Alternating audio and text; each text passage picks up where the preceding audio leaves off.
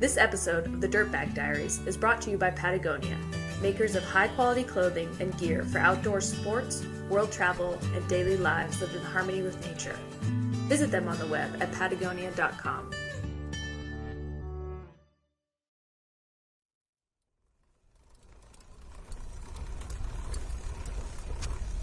It's a really fantastic bike. People respect it. It's like driving like a BMW or like a classic sports car or something like that. People are like, nice Bianchi. This is Blake Gordon, a 26-year-old aspiring photographer and writer who's driven by a youthful love of light, open spaces, and his 5-year-old Italian-made Bianchi bicycle. I don't know, bike travel certainly is just, it's loaded with that kind of potential to get a flat out in the middle of nowhere, and some farmer comes along, and then you end up eating dinner with him and learning about a portion of life in that place that you're not going to read in a guidebook, or you're not going to hear talk, drinking at the English bar. In 2005, Blake had just found photography. It quickly became his outlet for expressing a deeply rooted awe of the landscape. He also found himself with an incredible opportunity. His roommates, Mike and John Logsdon, were set to embark on an epic bicycle tour from northern Alaska to the very tip of South America, roughly 15,000 miles worth of pedaling. You may have heard of their trip. The Logsdon brothers lost their mother to a malignant brain tumor. In this ride, it became a eulogy of sorts. They partnered with the National Brain Tumor Foundation and hoped that their publicized trip would raise $50,000 for research. Earlier in 2005, Blake had joined them for a few weeks of riding in Central America. The stories had been terrific, the riding was incredible, but photographically, Blake felt like he'd missed it. He wanted a second chance.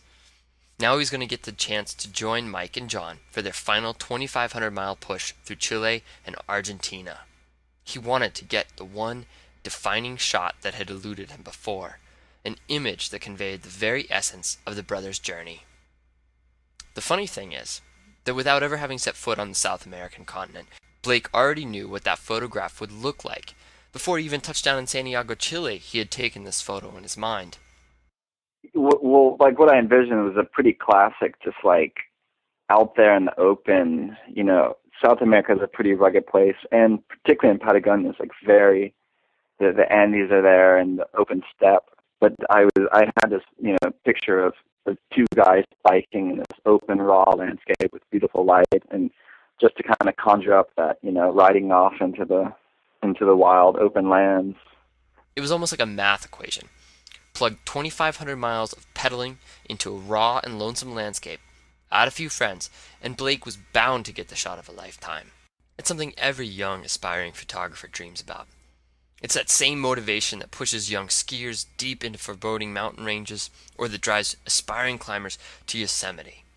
We imagine these moments 1,000 times in advance, but when we finally get there, we're often surprised. Epiphanies require stumbling. So today, we bring you The Reckoning. You can ride your bike to the edge of the world, but when the road ends, it doesn't always lead to neat resolutions. Stories and photos by Blake Gordon.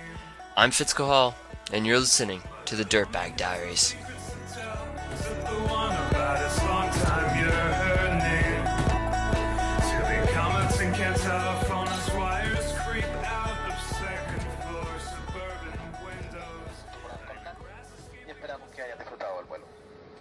Muy buenas tardes.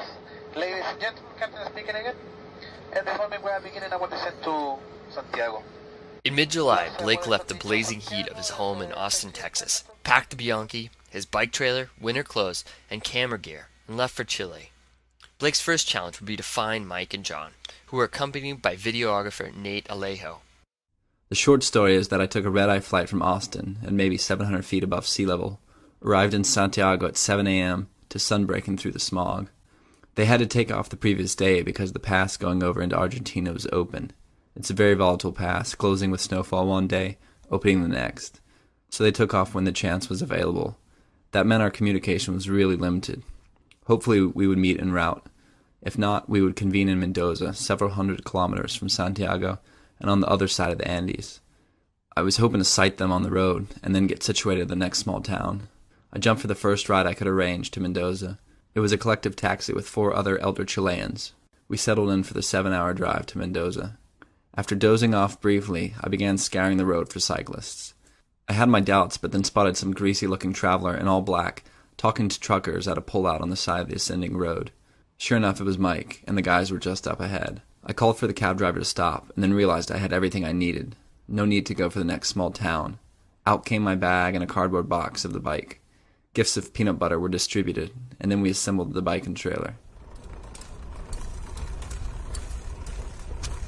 The weather was impeccable, but soon became cloudy. Not bad weather, but certainly winter weather.